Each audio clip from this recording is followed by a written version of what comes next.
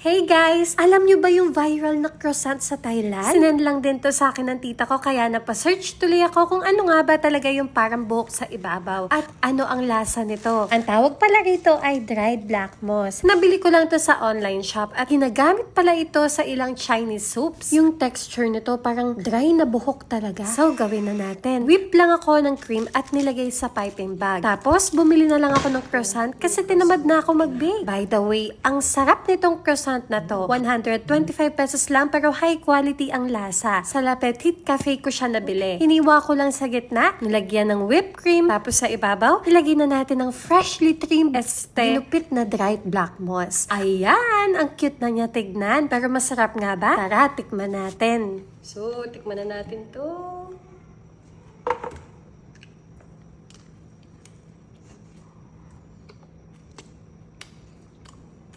Masarap yung croissant na nabili ko.